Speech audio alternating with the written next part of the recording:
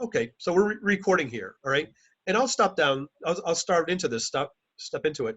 And, you know, there's a couple of things I'll be sure to show you, okay? I'm just trying to show you the big things first, okay?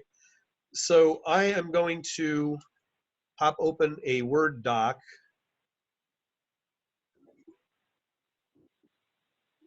I don't know what this is, okay? I'm just popping into here to be able to open up a Word doc. You know, if you want to, I started and I didn't finish the statement is you asked me about this, can I send you something? It's really valuable for students to do the step-by-step at first and do the practice, actually do it. And so that's why I would suggest maybe you just follow what I'm doing here until you all go, okay, we got it. Let's watch the video. One of the things about watching videos, okay, is in YouTube,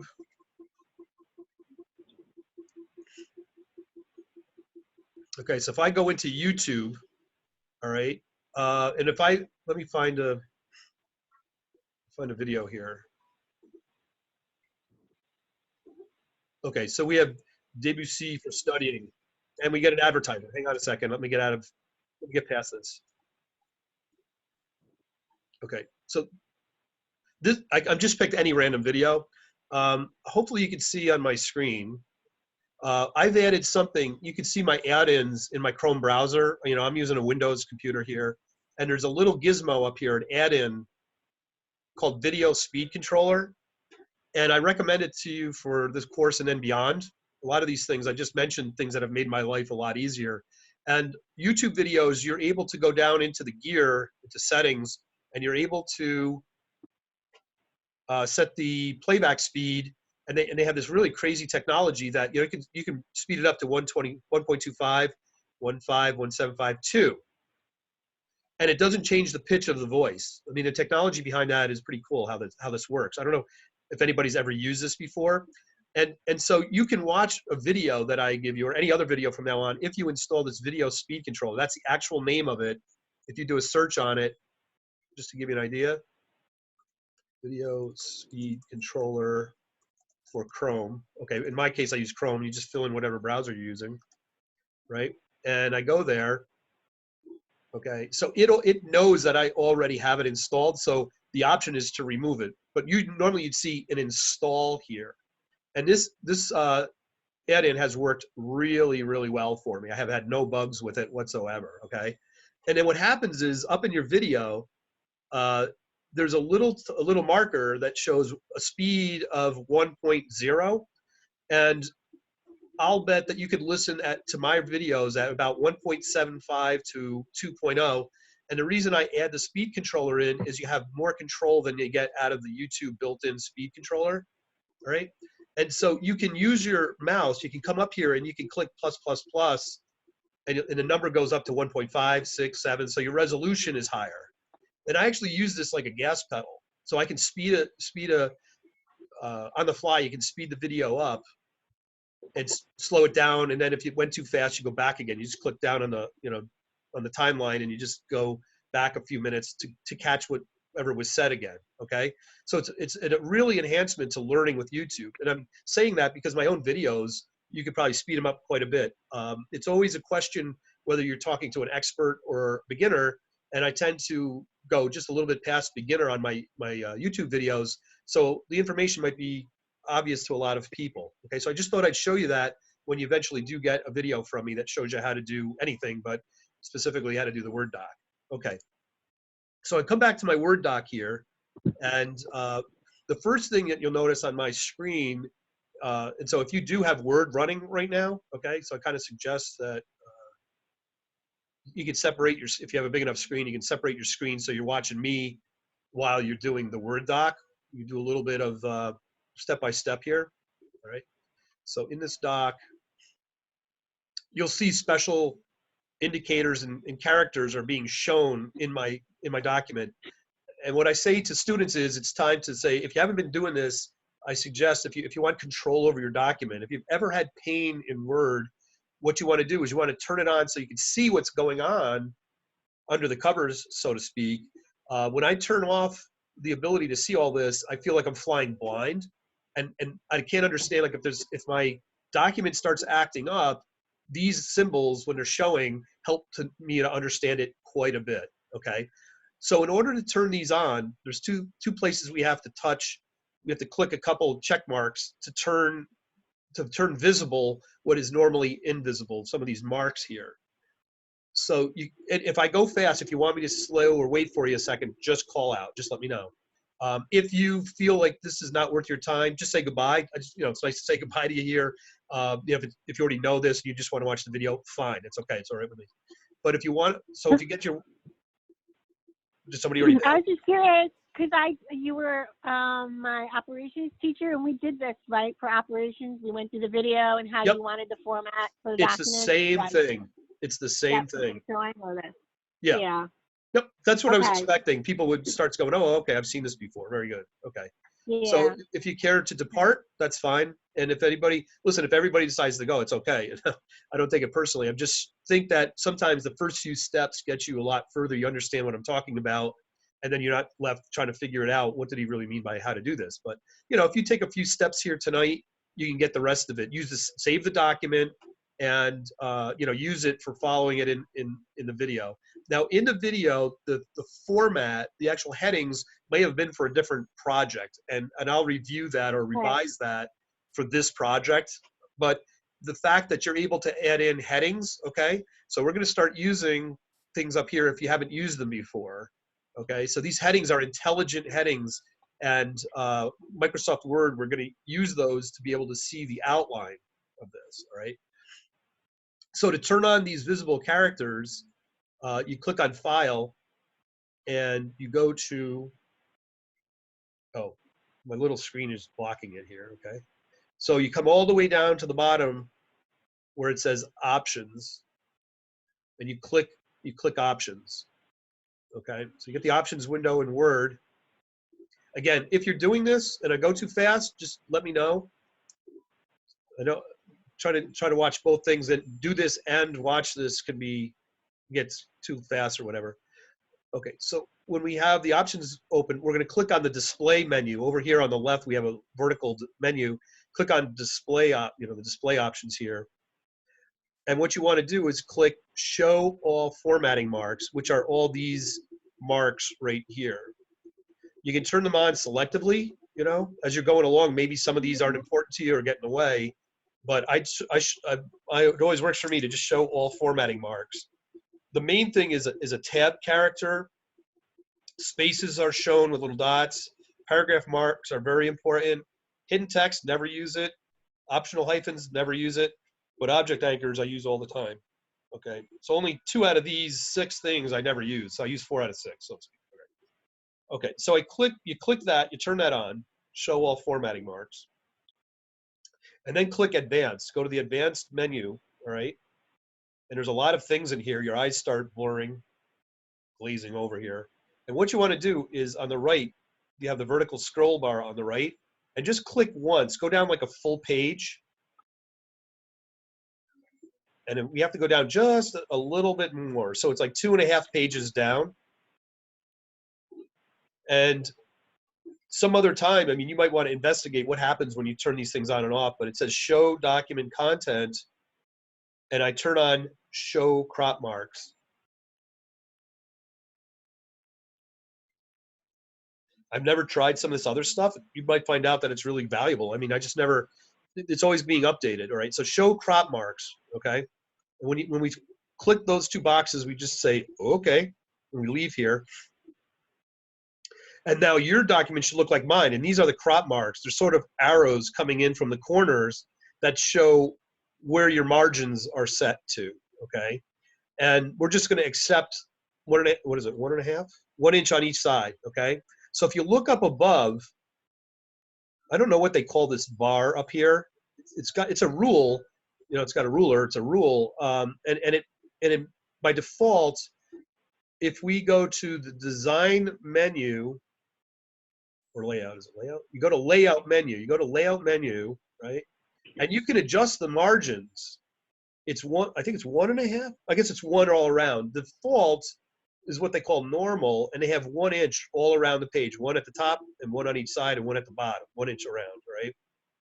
Okay, so that's why they're there. Okay, now you don't have to do this, but if I clicked half an inch, you can see that the crop marks move to where the editable part of the screen is. Okay, I'm going to undo that. Control Z. All right, so Control Z is a shortcut to undo what you just did. All right. Okay, so the first thing that we're going to do is do a cover page, and the first thing we're going to cure is most students will go enter, enter, enter, enter, and maybe they'll even from the home menu item they'll center and they'll say report name, whatever it is, da, da, da, da. And then you're going to go enter, enter, enter, enter, throw all these characters, and these are what's going to get you at 1 o'clock in the morning because Microsoft Word and Excel senses urgency and fatigue and it will strike when you're most vulnerable. All right, so leaves you really vulnerable when you use all these character terms and such. Okay, so the way to really do this is I'm going to grab all of them with my mouse, and you're going to find there's a reason why you're going to want to usually leave 1 or 2 character returns at the top. Okay, you need the character returns are paragraphs. Okay, so that's a paragraph mark. All right, and things like text boxes need to attach themselves to paragraphs. Okay. Okay. So what I'm going to do is go back. Okay. So we're going to put in the report name, and we do that by doing the insert. Use the insert menu item, and click on text box, and we get some options here. And at some later date, you can go through and see if any of these pre-formatted text boxes work for you. And some of them are quite nice. I never use them. I always build mine up from the primitives. Okay, I never use these, but some of them are really nice. Okay, and I'll tell you, you have to learn how to use them because they have idiosyncrasies to them. What we're going to do is make sure we're going to go really primitive, and we're going to draw the text box. Okay, so click at the bottom, draw text box. Okay, so then you can draw where you want to put the outline of where you want to put text for your report name. Okay. Now, once I put this in, you'll notice a couple things. The anchor that we allowed that to be visible now. The anchor shows that it's anchored to this paragraph. Okay. For things to behave well, we're going to grab the paragraph symbol, the anchor, and we're going to take it up to the top paragraph symbol. We're attaching it to an empty paragraph. Okay. And there's a few things you can do with that, but you always want to know where your text box is anchored. Okay. The other thing you're going to notice is it has a little gizmo on the right corner up here, the upper right-hand corner, right? And so when you click that, what this does, the layout options tell Word how you would like to have text outside the text box flow around the text box. Okay, so that's what this tells you what the current setting is. We have inline with text. Okay, we don't want that. All right, so if I come back here, you'll notice and you don't have to do this, you can watch what I'm doing. I take the text box, and as I move it, it's moving the anchor right now because we did not anchor the anchor to anything. We can lock the anchor. We can lock the anchor on a paragraph, okay? But if you notice, as I move it around, it would allow me to type right now, right next to the text box. And 9 out of 10 times, I'm going to show you now, we're going to select the edge of the text box, and we are going to click the options here. And 9 out of 10 times, we don't want to use inline with text. We want to click top and bottom. It's this icon in the lower left-hand corner, right? Okay, so we'll click that, and that means don't put any text next to this box. And you'll notice it just shoved the paragraphs marks down below it. There's no text. It will not allow text next to the box, right? So we could have a very narrow box, right? And I can move that to the center. The way that I know it's in the center, this is a recent ad in Microsoft Word, is they actually show you the green line. The green vertical line tells you you've got your text box centered. Okay, so you want to center it. It's always a good thing. Okay, so we've done a couple things. We've kept the anchor up here at the top paragraph, and we selected that we want nothing, no text left or right of this. Okay. All right. So the next, okay, the next thing we're going to put in here is type in final report. You put whatever report name you have at work or whatever, because you use this at work. Okay.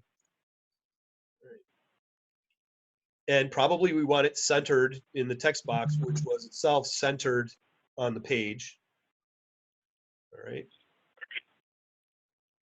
So I'm going to grab that text and I'm going to make it bigger. Okay. And Word has put a couple really nice conveniences in here. Okay. So when you're on the home menu item, you can pick the font and you can pick the font size. And then they have these fast gizmos next to this. And if I click the A up arrow, it increases the font size. So this is really nice. You can say, oh yeah, well, no, that's a little bit too big. I go next to it and I can click the down arrow and make it that big. Okay. So I'm not going to get into the style and all that, but if you want to know about style, pay Damaris. She'll tell you. She's an ace at this. Okay. All right. All right. So then what else goes on the final report? And by the way, you can do anything else with this that you care to. You know, you can type anything else in here, final report, and it will be like for this would be management 5080.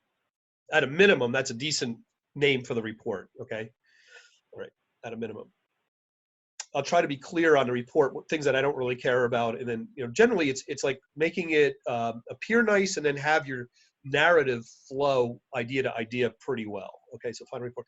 All right, so the next thing we have to do is usually the report authors or something goes on the page. Okay, so I'm lazy.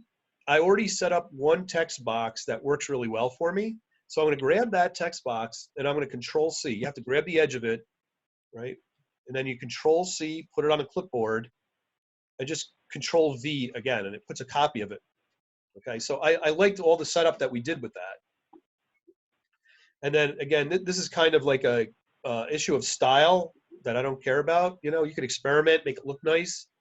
Whether you put it centered or off to the side, I don't know.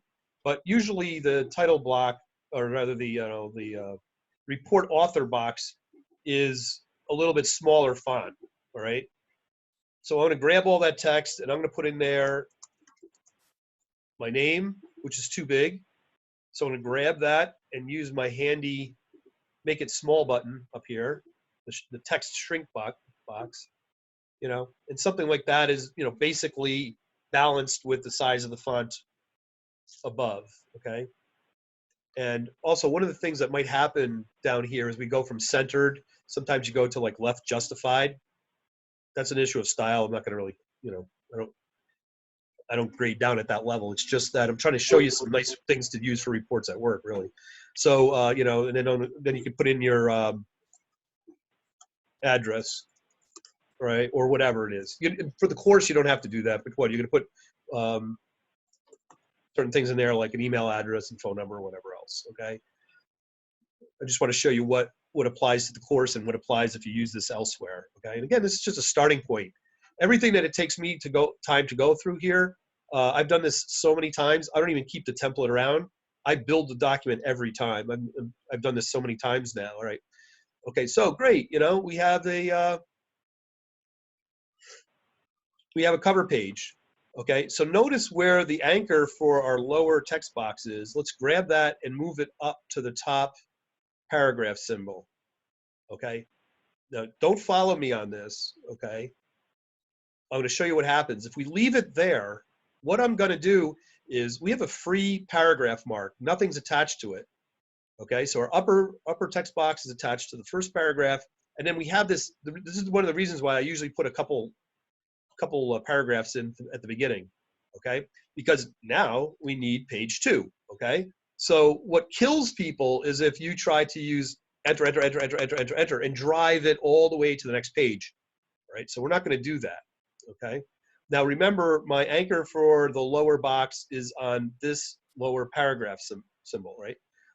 Okay. To get another page, you're going to do Control Enter gives you a break. Control Enter replaces all those carriage returns you hit for the paragraphs, okay? That kind of thing will kill you in the end, trying to use those carriage returns to locate stuff in your document, right? So I'm going to hit Control Enter, and I get another page, okay?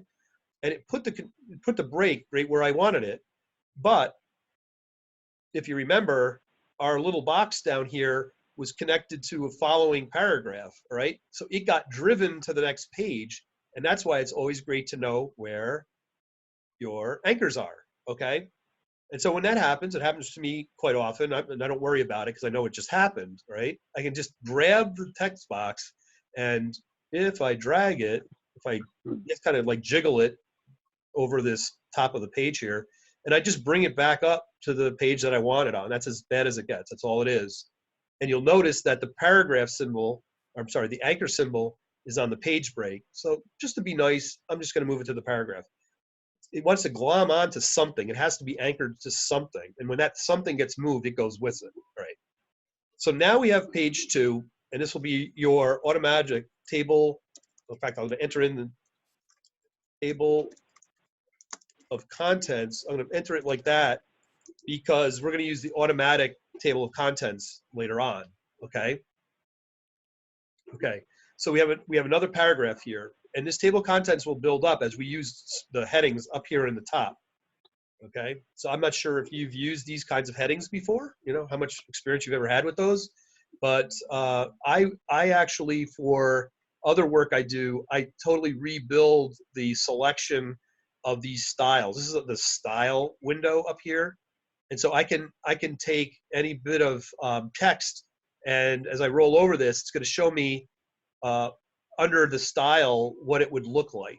Okay, so I'm rolling along here, and I can use one of these styles. I can say, okay, it's going to be one of these styles, right? Well, the heading 1 and 2 are actually smart headings, and when I roll over them, for a brief moment here, I'm just going to select it. Okay, so I'm going to select heading 1, all right? And heading 1 has some built-in properties that it just automatically changed my text to that. And you'll notice there's a little dot, square dot to the left of it, and that's to let you know that it's a smart heading. It's going to be something Microsoft Word knows and can operate with at a meta level, okay? And that's what gets used when we build our table of contents. It needs to see that you use these headings in here. So you're not going to have to change these styles, but they give you a ton of them in here. If you do the down arrow over here, there's like quite a few of them in here that give you ideas. I never use them. I always rebuild them exactly how I want them. But you'll use them at stock. You can just use them stock as we have here for tonight, okay? So I messed around with my text. I didn't want to, so I'm going to hit Control-Z and undo it, okay? I'm going to bring it back to just simple, normal, unintelligent, just sitting there text, okay? Table of contents. Okay, so we're going to do a Control-Enter, okay? We're going to get another Control-Enter. And we're going to be doing business writing. So the next section is going to be the executive summary, okay? All right. So I have a couple of videos that I'll put up there that are partially applicable. I've never really done my own executive summary video, but there's a couple that I reference people to, and I'll mention each one of them has like one thing that doesn't apply, all right? Something like that. And I'll just leave you the caveat when I offer up these videos. I'll try to help you with what's meaningful in them and what's to ignore for the purposes of this. Okay, so I have a couple of videos. Okay, I'm going to write myself a note on that. Okay, so for the final report, I want to post the MS Word video, and I want to post the exact summary. And if you've been in my classes before, they were available before. Okay. Okay. So the art of MBA, the art of doing business, is doing something and then explaining it and taking not of course taking credit for it, but really what you're doing is revealing the value that you brought. You brought something unique. And so the executive summary, you want to make sure that your audience, you're playing to your audience, okay? And so one of the major things about the final report is the style is business style, not research style. So I don't know how much you do in the other classes with like APA formatting and how to write a substantiated claim, okay? But in the academic world, it's generally you lay out a hypotheses, you put some things together, and then you make your claim at the end, okay? So the business style is make your claim up front, right? Make it obvious, all right? So some of you might be more expressive in your writing and be able to work that into your business writing a little bit, you know? And it's an art, a fine line to watch and walk while you're writing, as to capture the imagination of who you're talking to without getting hyperbolic, you know, start using exclamation points and such. And that usually drives me into like, okay, that there's no reason to get loud, certainly not upper caps, you know, something like that. But your document really should not have no exclamation points. All right, this is for good pro writing here. And there's even a video. I think in the video I talk about some guidelines there. No, a lot. Okay, drop the phrase a lot. That will be a killer. Okay, no, I think. Okay, that doesn't go in these documents. All right.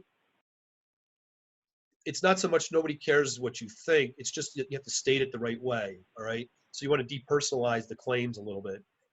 Certainly not, I feel. It's worth saying. I find I have to say this every time. You know, so you're not going to say, I feel like da, da, da, da. Well, the thing is, you have to substantiate everything in here. That's what the practice of this is to be convincing, use good sources, and there you go. I'm trying to think what are the other major things that the gotchas there a lot. There's other things like just improper grammar, like all right. It looks like Notepad doesn't do any checking on this, but there is no such word as all right or all right. There's nothing like that. You have to be careful how you use that, right? All right. And I'm going to mention now, but the appendix, the last appendix, I should put that in there. Okay.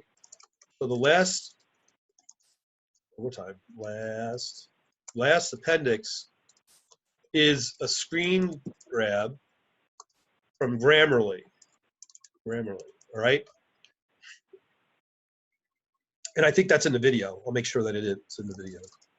If you haven't used it before, you just have to get yourself an account.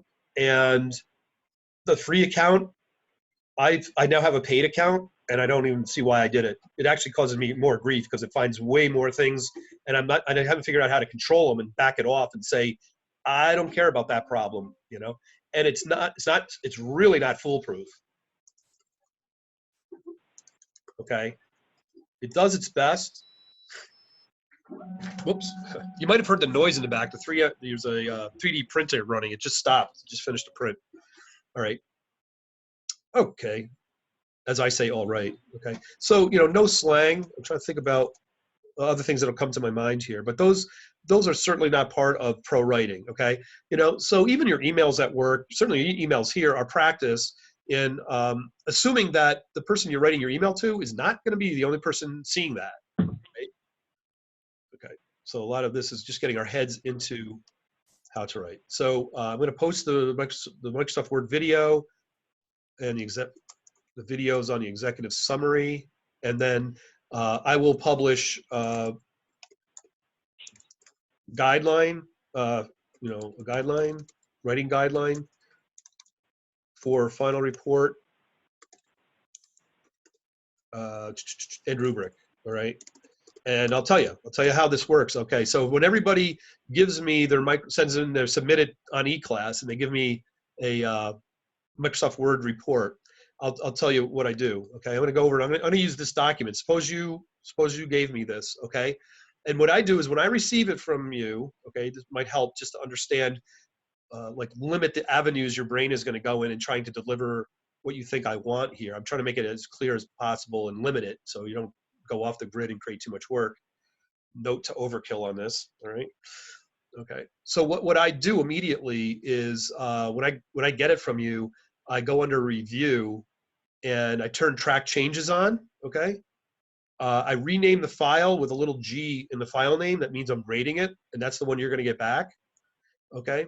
And then I can put a comment in here. So what I do is the first thing is I go to a different document. I have a screen grab. It's just like a JPEG. I drop the rubrics in, smash them right into the cover page. And then I add a comment over here and I put the scoring. Okay. So everybody gets the same kind of scoring. So like Damaris, you've seen it before. Melissa, you've seen it. anybody else that's had me before. And so your grade will be right up at the top here. We'll say grade, you know, it'll have be a point grade, you know, not a letter grade. It'll be point grade, and then there'll be a long list. Be a long list of the rubrics with my comments in there. So I'll have the standard by which you're going to be measured, and then I'm looking for certain things. So that's how tight, so to speak, the rubric is. So everybody gets graded really closely. It's consistent. Okay, I've worked that out after teaching 5 years here. All right. Okay. So I think that might help people understand how it's going to go. And I'm looking for general clarity of thought, general good executive summary. Okay. So one of the how I went off on a little bit of a tangent, and I'm regressing from my digression there a little bit here, is under the executive summary, you want to keep reworking a list. And the first list you have might be a set of bullet points. And you're going to say, well, let me think about this. You know, after doing my reading and working and everything, point one is this. And just write in what you want to capture for an audience. Okay, so this should look like a shareholder or a board member type of report.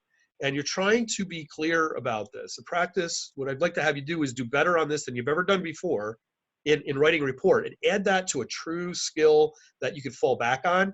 And this is money in the bank. Okay, so you're all sitting here after a little bit that we've been looking, about a half an hour working on this, going, yeah, but I thought this was about operations and numerical methods and da da da. Well, really, I try to keep the main thing. And most of our MBA students seem to be looking for general advancement where they are right now, right? So the true test is whether you can go in and you know, get a little swagger and say, I know how to fix that problem. I have a way to do that, you know.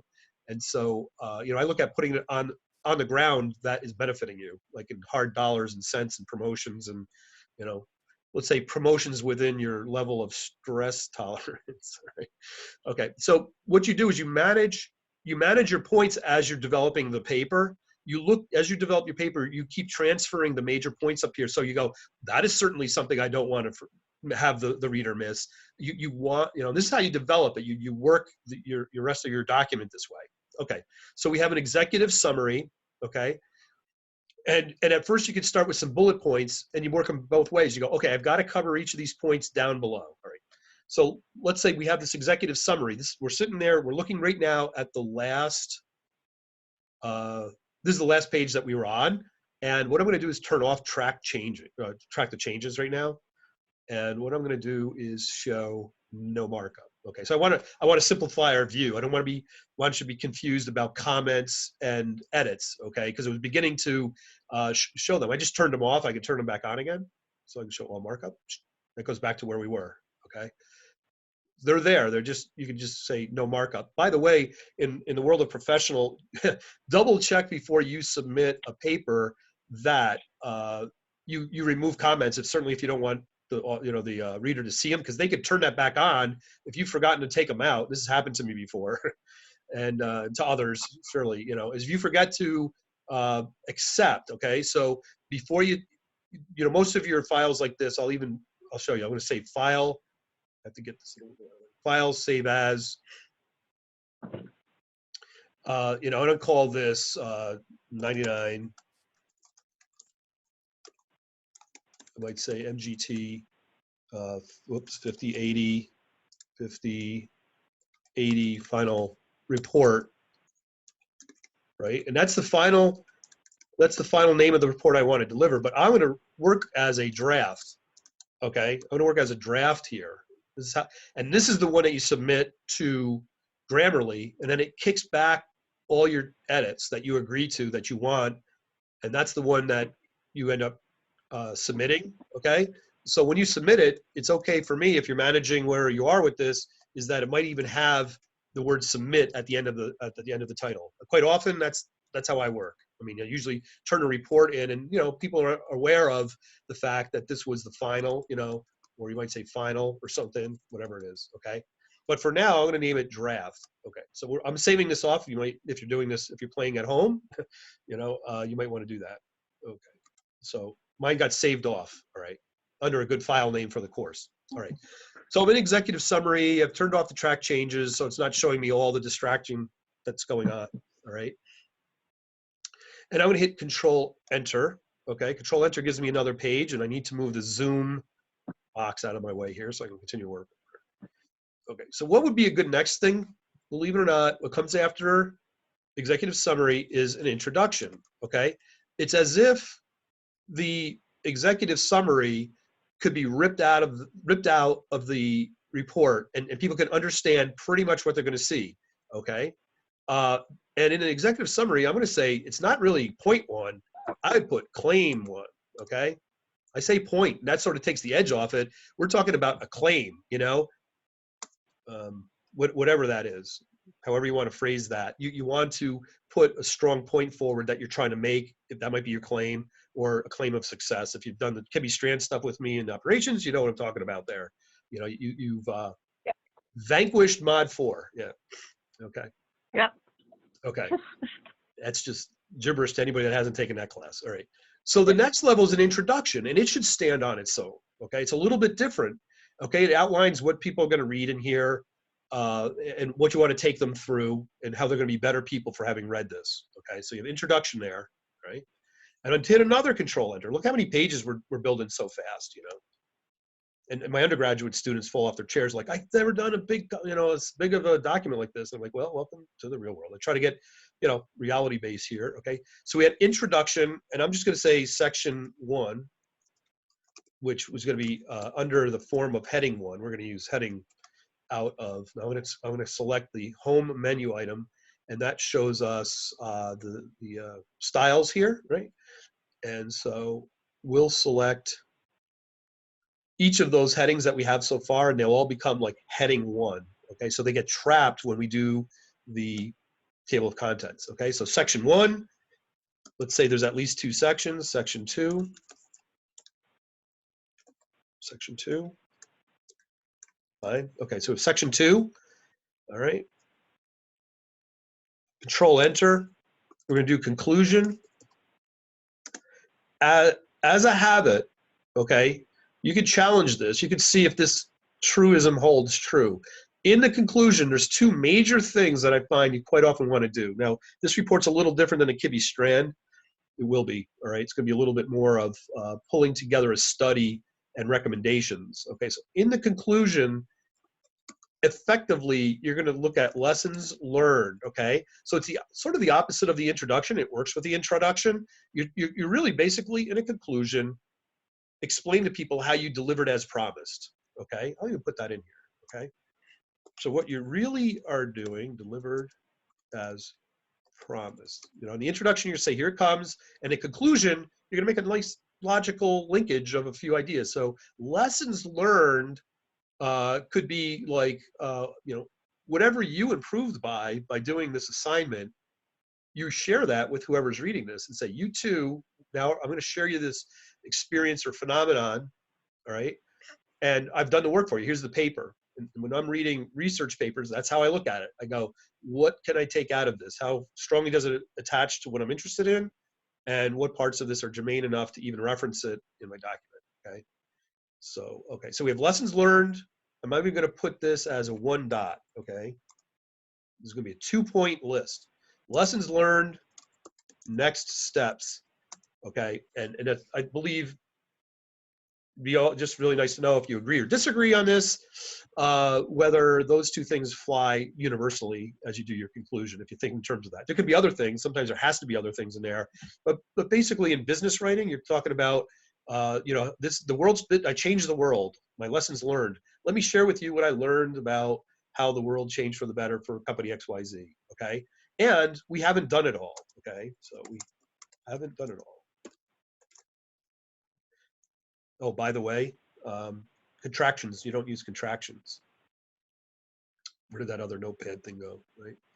Section 2. Okay, so in good writing, I used it here, haven't, but in good writing, no contractions. And I'll put in here, no exclamation. It's hard to imagine a paper that uses exclamation points that isn't getting hyperbolic. So in general, usually when I get a paper, or maybe I've even written a paper, when I've used an exclamation point, it's like to cover things that I didn't explain. Like, yeah, I get so excited, I'm sharing you sharing this with you. Okay, anyway, so we have conclusion. Okay, conclusion. Where else can this go? All right, so we're gonna do, what's the next section? Control, enter, okay? At some level, there will be appendices, okay? And if there are more than one, okay, so I generally say, you know, this is appendices, almost contents, appendix A, and let's just say you have some exhibits that are more detailed that you refer to in the paper and say, you know, for complete coverage, see the exhaustive detail in appendix whatever, okay? So let's say we have an appendix A like that, and then the last one, we'll put appendix last, okay? This is gonna be sort of breaking the fourth wall like they do in TV and movies, but you're gonna add in a screenshot of the results of your Grammarly, passing this document through Grammarly. So you're actually gonna have to edit your document after you run it through Grammarly, technically, all right? Okay, boom, okay. Now I'm gonna hit Control Save. All right.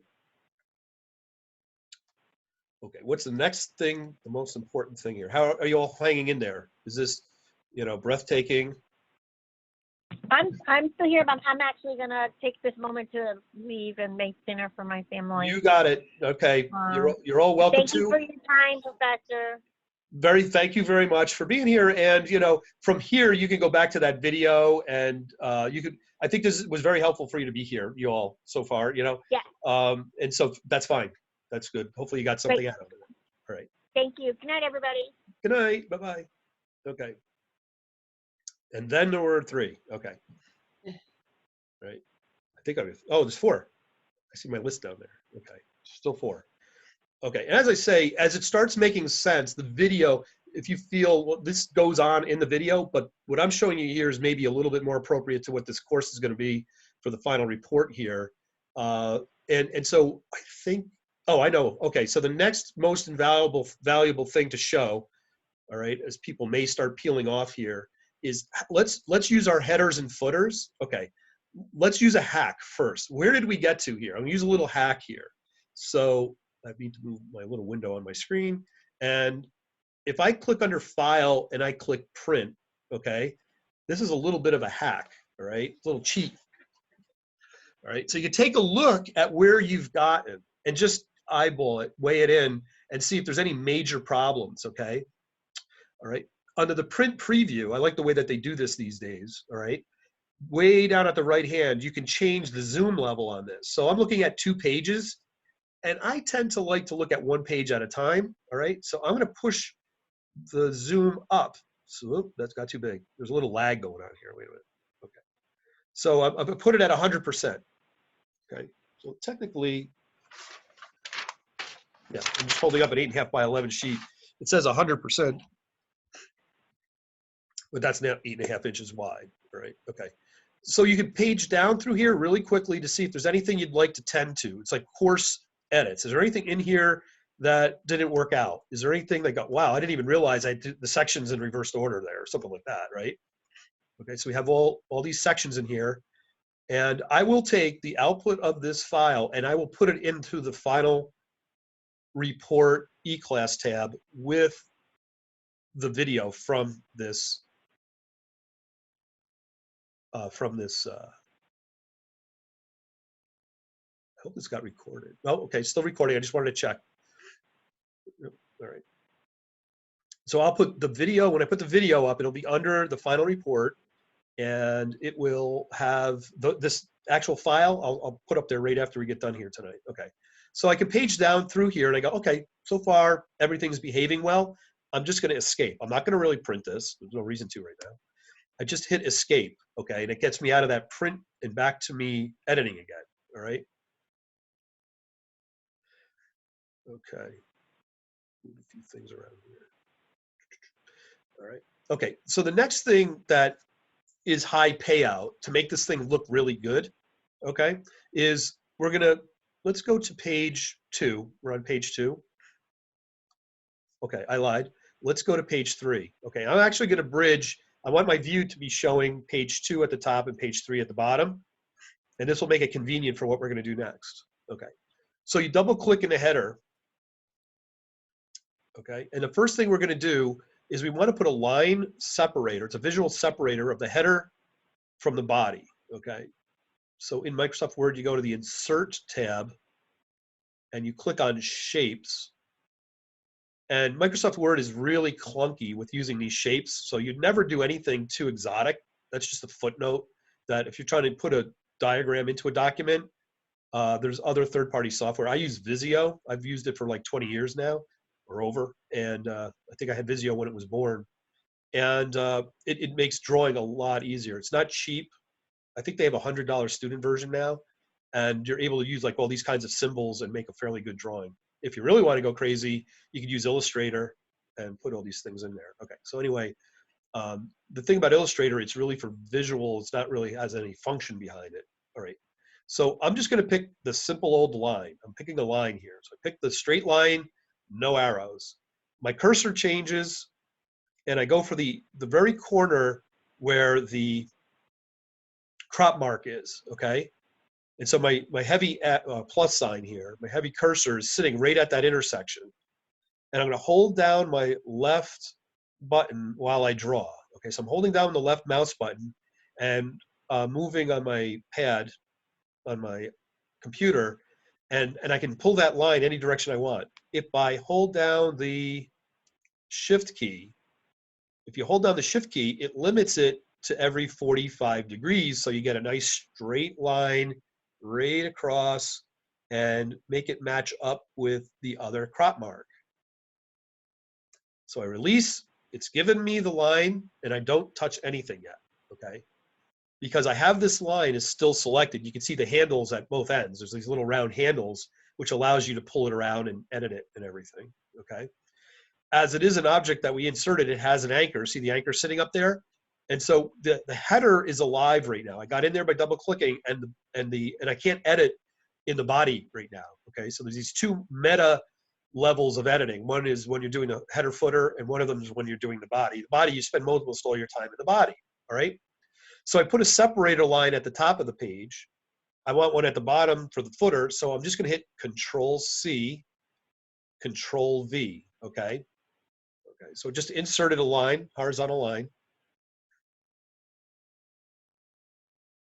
And I'm going to take that line, and this is the reason why I showed the pages the way that I did, and I'm just going to bring it right up and make sure I have it aligned with the crop marks there, okay? And I'm just going to sit it down on that line. It's a little bit hard for me to see. It's very faint. Okay. Boom. Okay, so now we have a line under the header and a line over the footer, okay? Okay. So we're going to take advantage while we're sitting here of doing something more, okay? So we're going to grab where the paragraph mark is in the footer, okay? And I'm going to tab, okay? The footers have some interesting behaviors that when I tab a couple times and bring the cursor over to the right, now it's right justified, okay? And at that point, I'm going to insert the page number, okay? So I want page numbers in my document. This is where I'm going to put mine in the footer.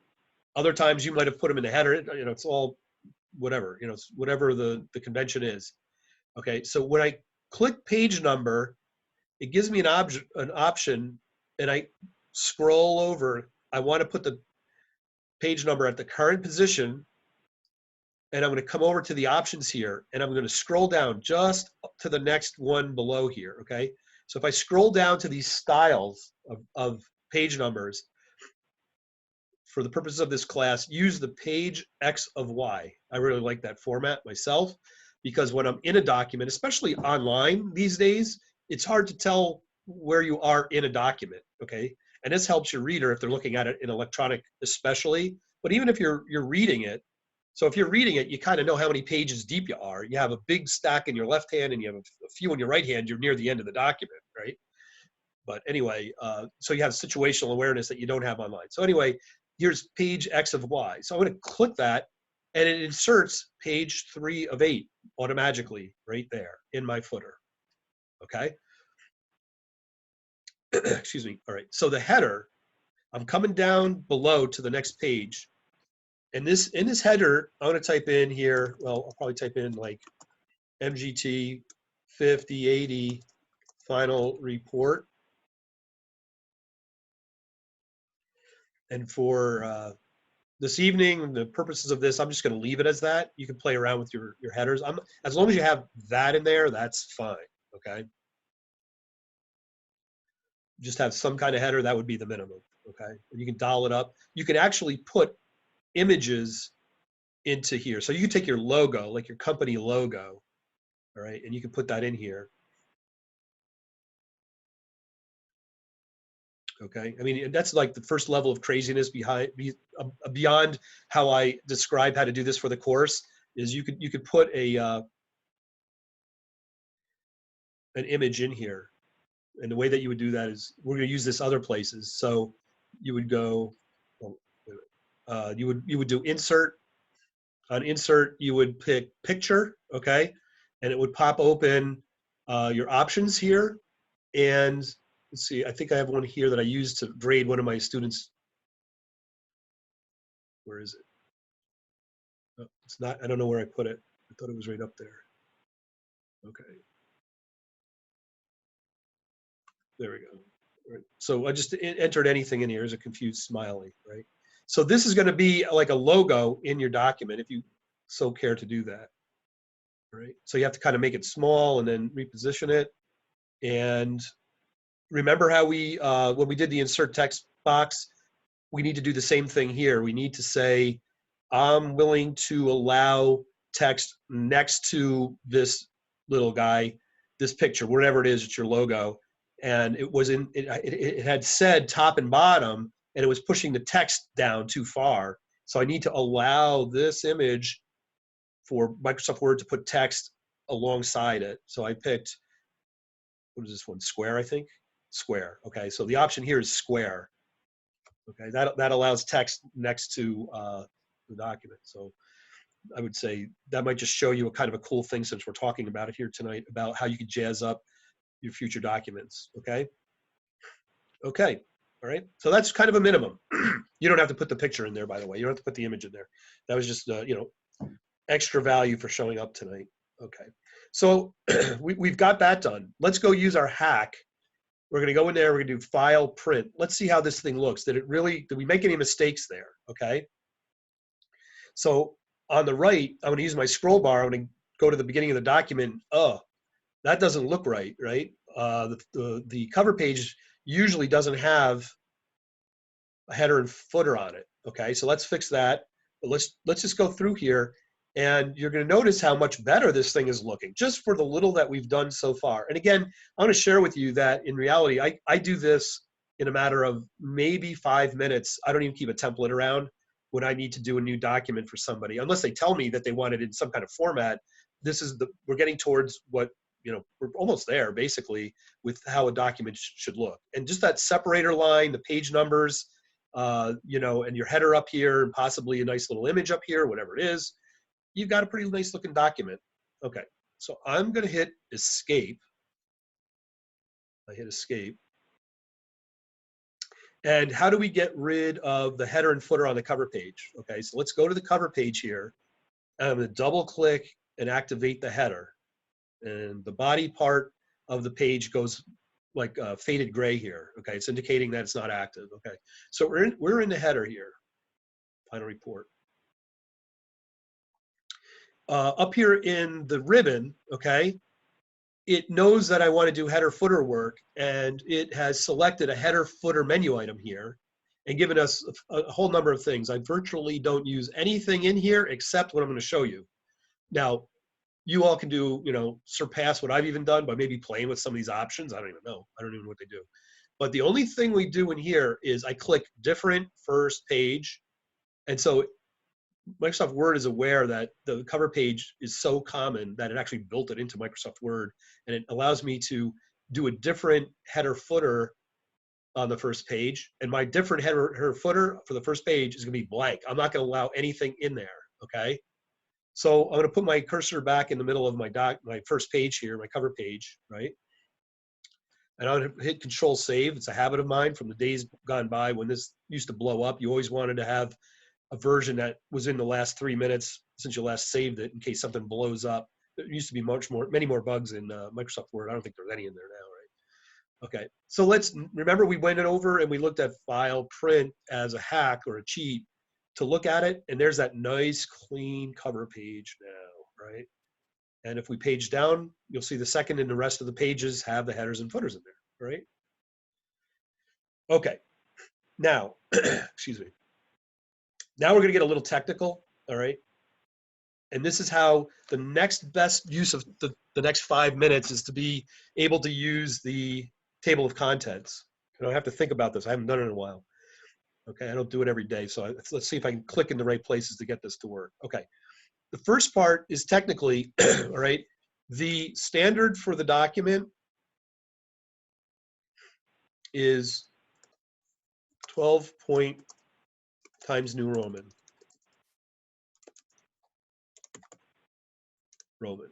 And double spaced. Okay, so your document is going to be double spaced.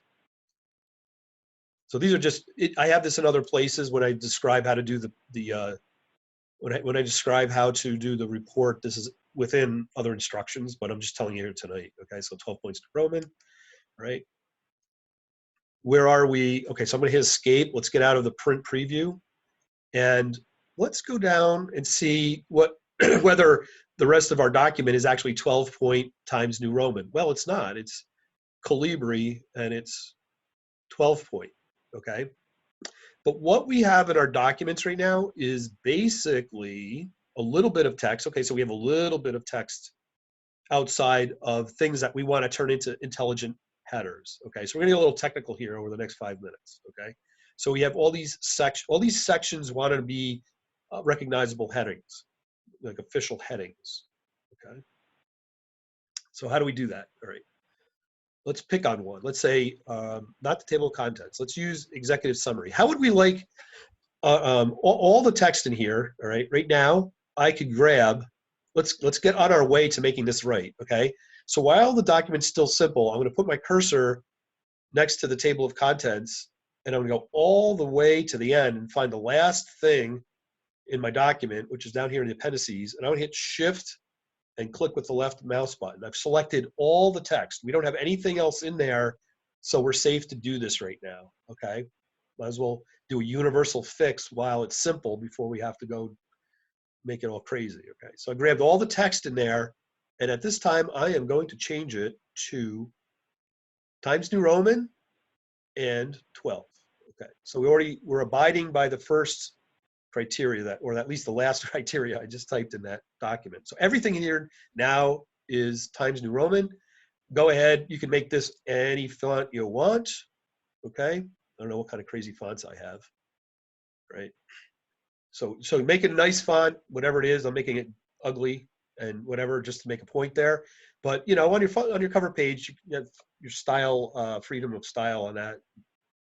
If you really need advice, pay Damaris to do it, and she'll add style to it. And you two can enter the Overkill Club.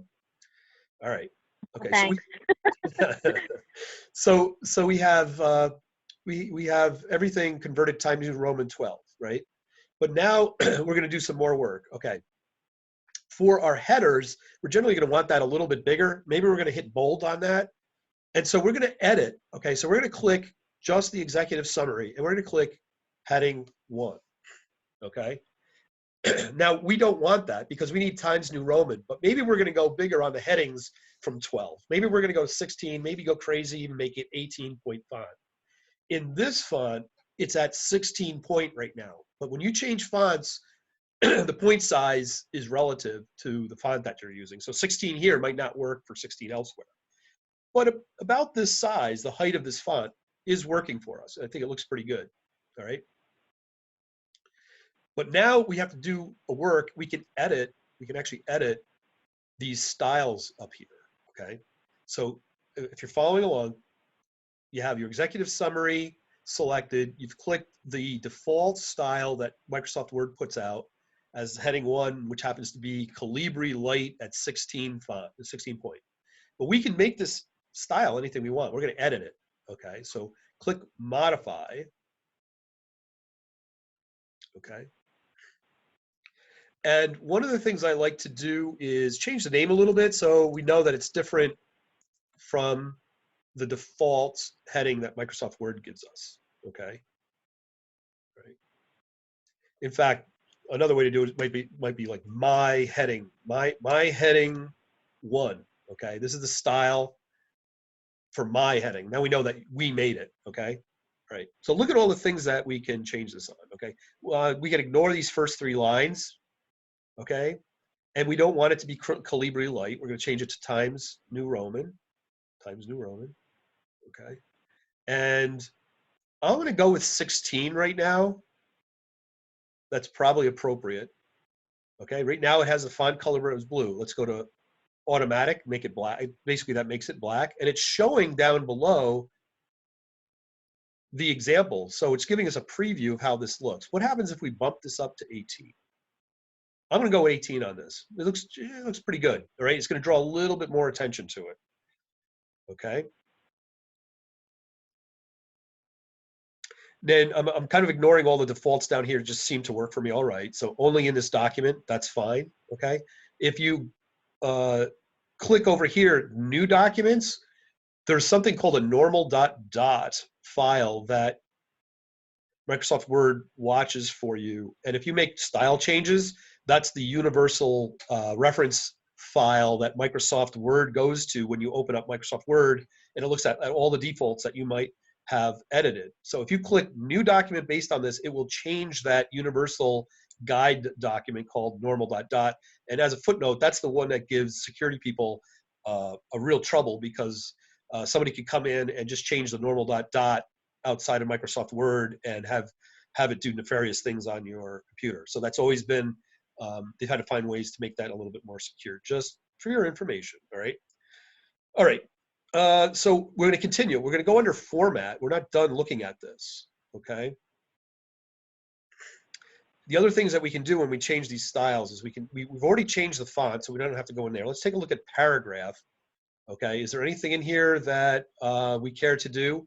I'm going to share with you. I'm going to be absolutely transparent, and I don't understand when I really want to have this space. I'm ignoring everything above here is basically okay. That all works for me. And when I come down here, all right, I don't know the what do you call it? The practice that they have here of putting this spacing in business. I've always done well by making these both zero, like this before and after zero. Otherwise, it starts doing strange things to it. And we're going to want to do double spacing. So let's do double spacing for this heading. These headers that we're doing are going to be double spaced. And I always click don't add space between paragraphs of the same type. I click that because I want my own control over that. And again, that's something that things start to look wonky because of this default. And I'd rather just control it myself. So I'm saying, if I want space, I'm going to put it in there myself. Okay. All right. So you can do other things, line breaks. I don't even touch that. You can hit tabs. I don't want to control tabs in here. I'm fine. And everything else looks good in here. So, okay. So I click okay there. And we've pretty much done everything we need to do. Let's see what happens. Watch the text, you hit okay, and there you go. Okay. Okay. So it's double spaced at 18 points. So it's going to push the beginning of the section down below here, a full line below it. Okay. Great. That looks good. We've renamed it. It's sitting up here. And now we can apply it to the rest of the document. So what I'm going to do is go hunting. I'm going to grab all, you can do these one at a time, or I hold down the control button while I click, and that means add it to the selection. So both of the headings have been selected. You see they've stayed selected. So I only want to select the headings here. I hold down control, and I go hunting, and I get all my headings here. Conclusion. Okay. Probably actually, let's do the appendices here. We might turn the actual appendices into a nested heading underneath heading 1. We might put it under heading 2. We might create those as heading 2. Okay. So with those let's make sure that we have all these selected. Did I get it all? 1, 2, 3, 2. Oh, and we already did executive summary. Okay. So All you have to do now is click my heading 1, and they all change, all right? Now you'd think that would be fun enough for the night, but there's more fun to be had. Okay, so this is where we come in here, and I'm gonna work off memory a little bit because I do not do this every day, okay? So we're gonna blow away this. It's gonna actually write in its own words table of contents. So what we're gonna do is we're gonna insert something over this, I believe, okay? Now I'm going into free flight here. Go into insert, I think. I gotta see where this is. I don't do this every day, design. Nothing there, layout.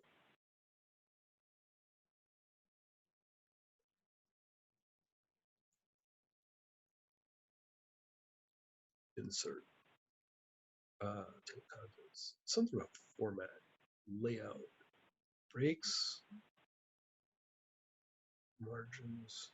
I've got to find it here. Don't fall asleep on me. I'm sorry about this. I got to figure this.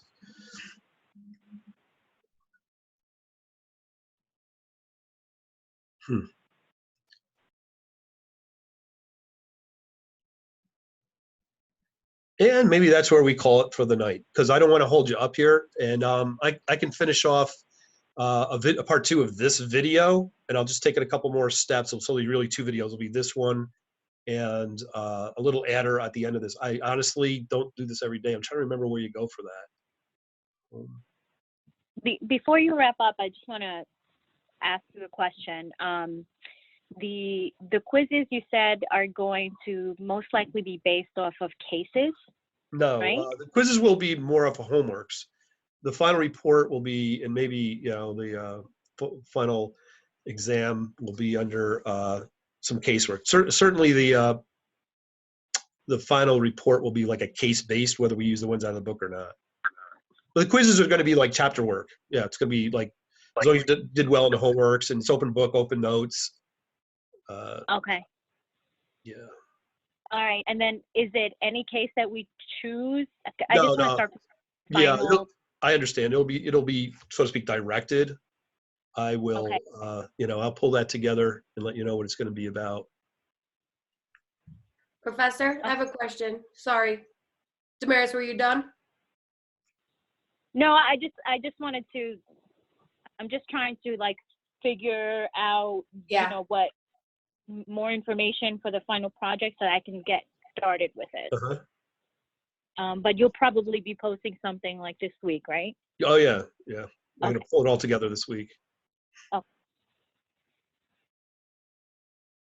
Erica, go ahead. I'm sorry. Sorry. No, that's okay. I cut you off.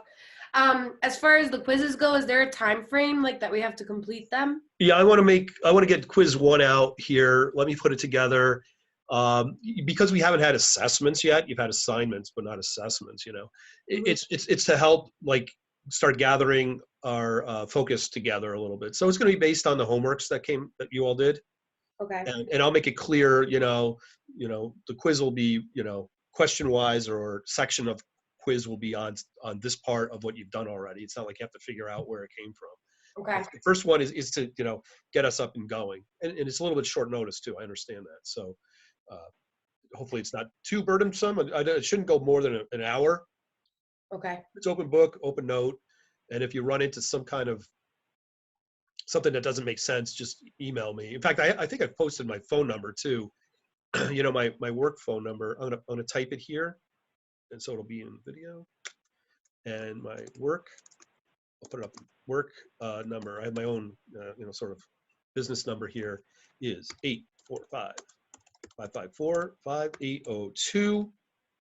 Certainly for my MBA students, sometimes things are quite urgent. It might be high urgency but low, threat, but you just need to know now. Whatever you can call that. It rolls to my cell phone, and then I usually wouldn't pick it up unless I knew who it was, or if it comes in, it's identified as you. And so if it calls, I usually check my messages right away, and then I call you right back. Right.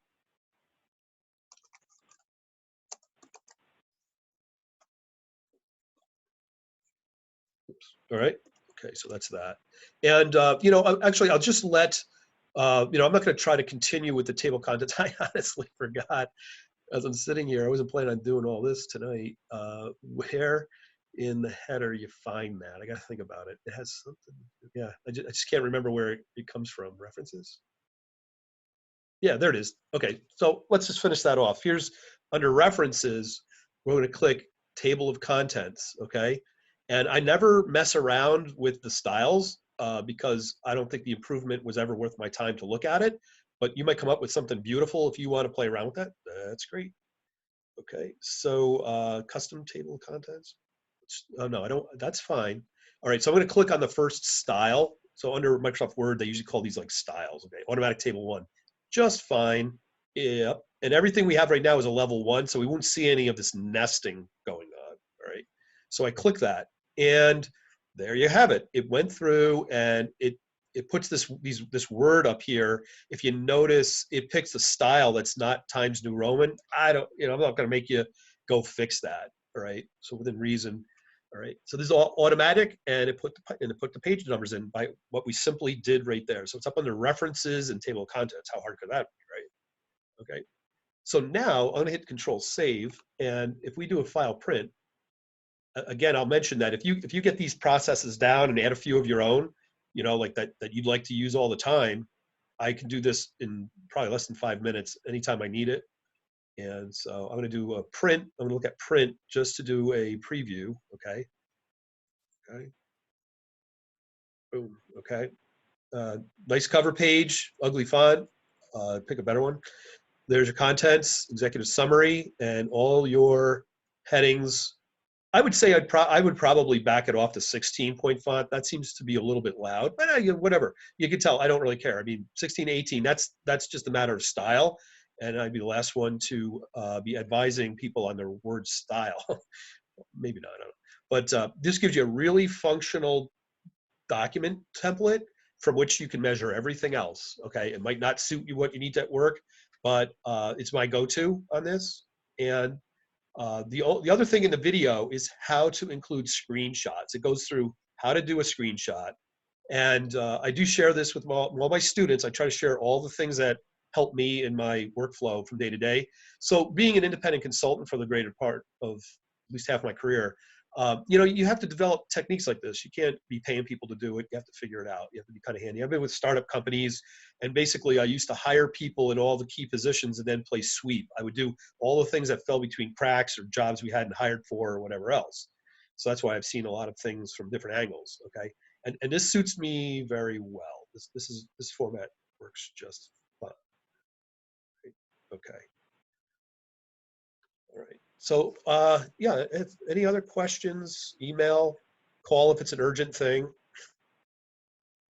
and I'll try to unbind whatever the problem might be, and I'll be responsive.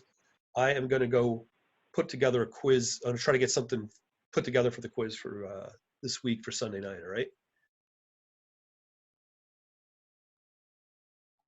So the quiz is going to be the quiz is going to be due Sunday night? Yeah. Okay. It'll be available. I'm going to probably put a time limit on it of an hour and a half. It's just the first mild limitation that I can impart. I believe I can do that. I have to see an E-class. I could set it up so that everybody has to take it at the same time, and you wouldn't want that as an online class. That sort of breaks the intent of an online class as asynchronous. Right, but, you can put it so that people can take it, but it's like as soon as they start it, they have an hour and a half to finish it. Right. So that's the way I'm going to do it. Okay. All right, so I'm just trying to plan ahead. I'm a planner. So a quiz that's going to be due this Sunday, and then we can start as soon as we receive the information from you in the next couple of days, the final project. Right. That's going to be based on a case that's in our textbook. Yeah. You know what? I don't know if the cases are stand beside. It looks like there's cases within the book. Yeah. Okay. Yeah. All right. I was just looking at it today. So yeah. I just need to mentally prepare Okay. me and everybody else in my house. Well, I appreciate that. I mean, the whole idea here is to not jam people, but we do have a few things to get through by the end of the semester, or session. Okay. Yeah. And then we're not having a midterm? I'm going to look at what kind of combo shot I can do with this. I would say that I have to look at it. There's definitely going to be compression, you know, like all the things that we have listed here. As I said, there has to be a little relief, like on chapter 12. You know, pulling that out gives us a little more breathing room to just get the other parts done. Okay. Okay. I'm just like Damaris. I like to plan things out also. Yeah. I don't know. Yeah. I respect that a lot. Yeah. I mean, Okay. I wish I had it all done right now. No, he knows. I plan things like months and months in advance. I completely understand. I am completely the same way. Well, and I also know, I know everybody has windows that they work in, you know, and so I'm trying to leave as much room as possible for that. I do. I mean, I do myself. So I allot certain, you know, sections of time during the week for certain things. So I know as students, you know, I just wanted to like honor that or whatever. Definitely understand it. Yeah. Okay, great. Can't wait. All right. Okay. Any other Yep. questions? Just shoot them at me. Almost always online. All Okay. right. Okay. Thank All you. right. Have a good night, everybody. Thanks for showing up. Hopefully that was helpful. Okay. Yes, thank you. All right. Thank you. Good All right. night. Bye Good night. now. Bye-bye.